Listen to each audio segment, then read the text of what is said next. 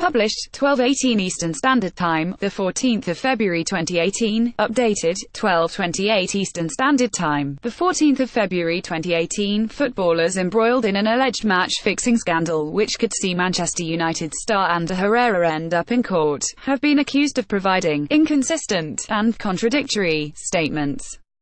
It emerged last week the midfielder was facing trial over allegations he was part of a scam to throw a Spanish league game. Prosecutors are expected to seek a 2-year prison sentence and 6-year worldwide ban for the 28-year-old and 35 other footballers if convicted of sports corruption and indictments. Spanish daily newspaper Marca reported on Wednesday it had been given access to. Ander Herrera was a part of Real Zaragoza's side which avoided relegation in May 2011. The Manchester United star is embroiled in an investigation regarding his former side. Herrera denies any wrongdoing but has been warned he could be ordered into the dock to explain money he received along with 8 former teammates at his old side Zaragoza, which prosecutors suspect was passed on to rival players from Levante for deliberately losing the game. Court documents show Herrera has admitted receiving 2 separate payments totaling £79,000 4 and 2 days before the allegedly suspect May 21, 2011 match which Zaragoza won 2-1 to avoid relegation from Spain's top league. They also show he denied ever seeing a payslip dated September 19, 2011 which prosecutors claim was drafted to legitimize the alleged bribes as bonuses. The intriguing 7-page court document, signed by 3 Spanish judges who last month reopened a long-running judicial probe into the controversial match, lays out Herrera's position by stating, Ander Herrera denies having ever received money in cash from the club. He says he never saw the payslip referenced in the files and handed the money from the bank transfers, €50,000, £44,000, and €40,000, £35,000, in cash in an envelope to then-owner Agapito Iglesias at the entrance to the training ground changing rooms without anyone else being present. Then teammate Leo Ponzio told investigators he had also handed Iglesias, facing trial, to the cash. But the court papers show Uruguayan Carlos Diogo, then a Zaragoza right-back, said he had no idea what his 2 payments totaling €85,000, £75,000 were for, and spent it on holidays and a chef at his restaurant. He described his withdrawal of €35,000, £31,000 a day before the match under investigation as a simple coincidence. Now retired Mauricio Lanzaro said he handed his cash to a club staffer, whose name he doesn't remember. Gabi, now Atletico de Madrid's captain, said the €90,000, £72,000 he received in 2 bank transfers was withdrawn and handed to Iglesias in a restaurant whose name he couldn't remember. According to the court document, then-manager Javier Aguirre said that when he went to his branch after receiving €85,000, £75,000, his bank manager told him everything was sorted, and handed him a closed envelope he assumed contained cash which he handed Iglesias. He also denied having received a bonus. The document says Iglesias, Zaragoza president when the match was played as well as owner, insists Gabi's claims he handed him the money were untrue.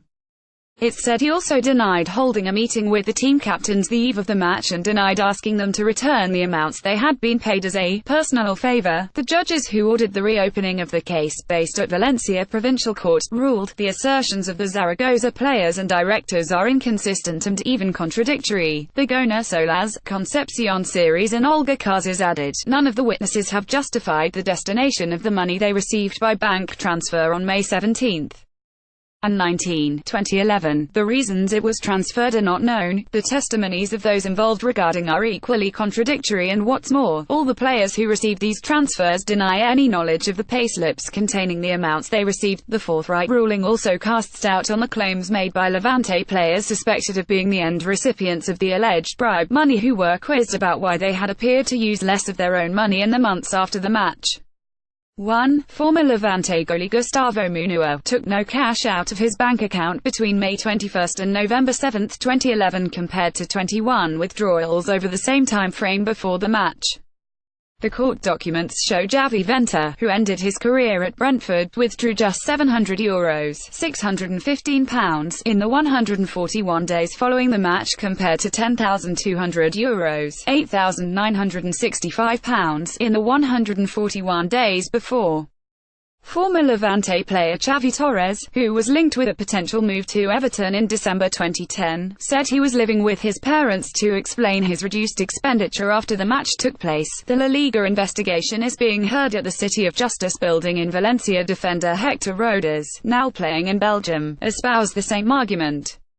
The ruling states, it's indisputable that, to give an appearance of legitimacy with regards to the transfers carried out in May 2011, payslips dated September 19, 2011 are specifically made with the concept P, extra 5, and for the sporting director, Paga extra 7, although the Zaragoza players are denying knowledge of those payslips. It adds, the fact the match referee didn't register any suspicions is not a determining factor in evaluating whether any possible criminal behavior has taken place, because as prosecutors have made of clear, any behavior designed to predetermine the result would be enough. The three Valencia-based judges also wrote in the 7-page document dated January 25, which led to the reopening of the case, after they were asked to study an appeal by La Liga bosses, state prosecutors and Deportivo La Coruña, which was relegated following Zaragoza's victory. It's undeniable, from reports by the tax agency with regards to 17 Levante players, that a generalized reduction of cash withdrawals which is not compensated by greater credit card expenditure exists. Some of the Levante players have confirmed this, offering unilateral explanations which are not substantiated by the result of other facets of the investigation. Other players offer justifications which are not very credible, such as the suggestion that for months they lived off their close or extended family because it was holiday time. Others have made use of their constitutional right to not give evidence. Herrera said this week, as I stated back in 2014 when this issue was raised, I have never had and never will have anything to do with manipulating match results. If I am ever called to testify in a judicial hearing, I will be delighted to attend, as my conscience is totally clear. I love football and I believe in fair play, both on and off the pitch. The other 41 people facing trial, 35 footballers and then Zaragoza bosses, have all denied any wrongdoing. None have yet been formally charged, as formal charges are only laid in Spain shortly before trial. 2-year prison sentences in Spain normally end up being suspended. Sorry, we are not currently accepting comments on this article.